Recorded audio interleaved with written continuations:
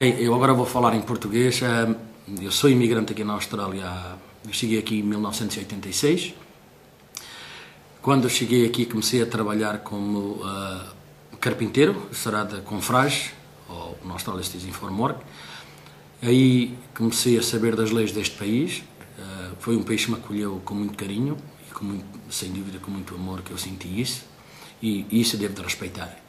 Quando cheguei à parte de me envolver no sindicato, quando eu cá cheguei, vou voltar um pouco atrás, nós tínhamos que ser sócios do sindicato. E então eu inteirei-me que o sindicato aqui tinha uma superpotência, posso falar assim, uma força tremenda, e que era muito para o trabalhador. Em 1992-93 eu fui um dos delegados aqui da CFMEU, da Construção, Florestas, Minas e Energias. Fui à volta de 5 anos que fui delegado. No final de 94, o líder deste sindicato, Andrew Ferguson, derivado ao meu sistema de língua português e inglês, mas mais para os nossos portugueses, para eu me envolver na parte do sindicato. Eu refusei durante algum tempo, porque eu achava que ser sindicalista aqui, sobretudo as leis neste país, que era uma grande confusão. E de facto é. Mas, quando cheguei ao ponto que deu a entender sobre essa situação, comecei a estudar um pouco sobre as relações industriais e aí me envolvi no final de 96. Fui inspetor-geral do Sindicato da Construção de Florestas, Minas e Energia. Quando foi em 96, 97, nós, os portugueses, como toda a gente sabe, Timor era uma colónia portuguesa. Sobre o que se passou em 74, eu era um indivíduo novo, com a volta de 74, tinha uma média de 20, 74 tinha 16 anos aproximadamente, mas nós não entendíamos muito política. Enfim, nós sentíamos que alguns timorenses chegavam a Portugal, onde apareciam outros refugiados, mas nós praticamente não sabíamos bem o que era exatamente a política de Timor sobre Portugal. Então, quando cheguei aqui, comecei a encontrar refugiados de Timor. E quando encontrei esses refugiados de Timor, comecei-me a envolver mais com a comunidade timorense e aí comecei a fazer amizades, porque eu vivo numa parte do oeste de Sydney, onde há uma grande cultura timorense e aí, portanto, os laços que nos unem entre Timor e Portugal, ou entre Portugal e Timor, aí começámos a fazer-nos amigos, sobretudo mais com uma organização, a Fretilin, que na altura lhe chamavam a Frente Revolucionária de Timor-Leste, ainda hoje tem o mesmo nome, e aí começámos a fazer algumas reuniões, saber qual era a melhor estratégica, e quando o Xanana foi preso, qual era a melhor estratégica do Xanana ser solto, que estava na prisão do Aliba. Aí todas as festas que se faziam para angariar alguns fundos, se reclamava a independência de Xanana.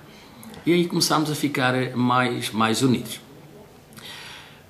No final, em outubro de 97, foi quando então o sindicato aqui da Construção de Florestas, Minas e Energia fez uma conferência nacional e com alguns líderes internacionais, ao qual um português, José Diniz, e que era presidente da Federação, se não me engano, da UGTP em Portugal, e era presidente da UITBB, creio que os escritórios gerais estão na Finlândia.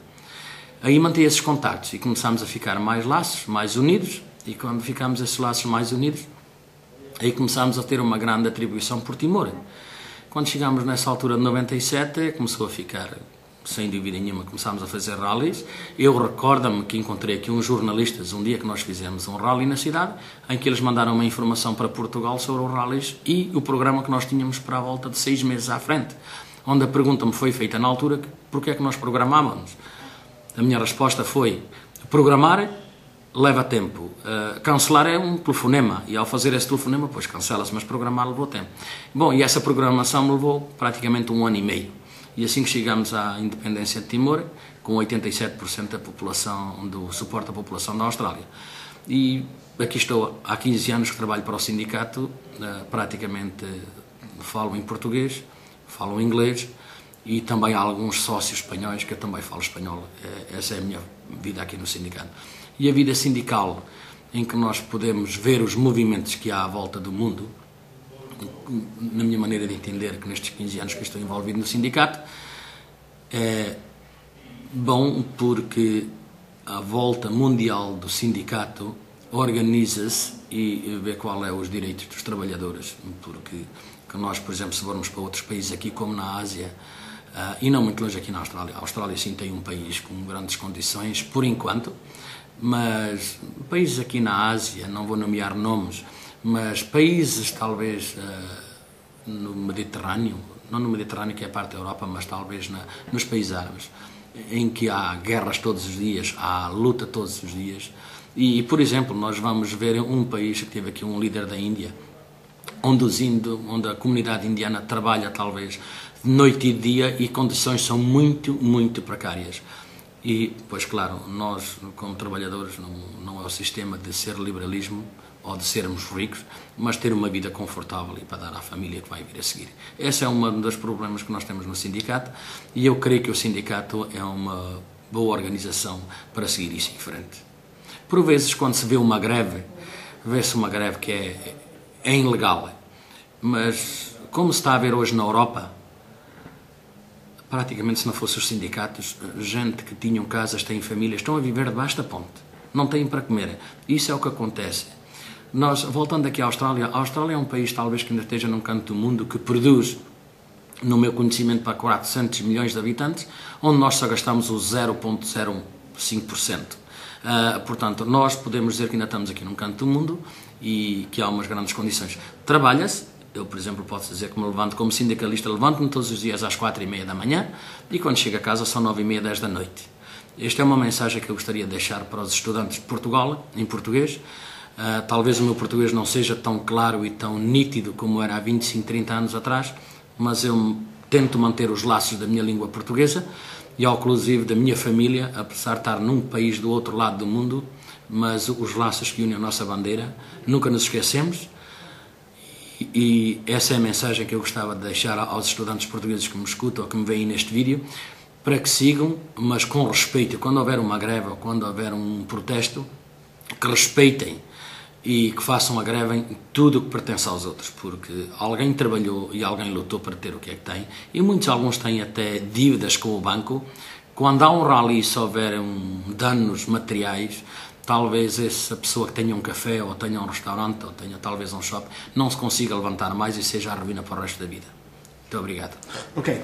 I want you to go into a bit more detail on the different tactics when you had Labour in government compared to when Labour was in opposition. Because you were a campaigner for Timor even when the Liberals were in opposition, and then when they actually got liberated, it was John Howard. So when Labour was in government, what tactics did you use? Because it would have been very difficult if Labour was in government, because you can't go to the right wing of politics. No, look, Labour or Liberal is not, honestly, is not much different in international politics. And that's can I speak in Portuguese? Absolutely. That's why I was asking. Okay. I actually understood quite a bit of what you said. Ok, Liberal ou Labour, ou Partido Trabalhista ou Partido Liberal em políticas internacionais, não há grande diferença. Por exemplo, hoje posso dar o exemplo, o Partido Liberal em 2007, quando teve a maioria absoluta neste país, criou uma polícia que se chama a Australian Building Construction Commission. Portanto, ou o que nós dizemos IBCC, ou talvez o slang aqui na construção é Task Force. E essa Task Force foi criada em 2007 só para atingir, portanto, não os inspectores do sindicato, mas sim para atingir os trabalhadores também. Portanto, isto que eu considero em Portugal, se nós formos ver anos atrás, antes de 1975, talvez muitos dos estudantes não conhecem, mas é uma antiga PIDE. Se por acaso um inspetor do sindicato pode falar com um trabalhador, mesmo à hora do almoço, e isso aconteceu aqui, portanto esta polícia vem para interrogar e se recusar a interrogar pode ir 6 meses de prisão. Eu vou dizer um caso nesta parte do Partido Liberal, nessa altura que estava em força, ainda está essa polícia. Um trabalhador aqui, no sul da Austrália, que à hora do lanche falou com uns colegas dele de trabalho, camaradas dele de trabalho,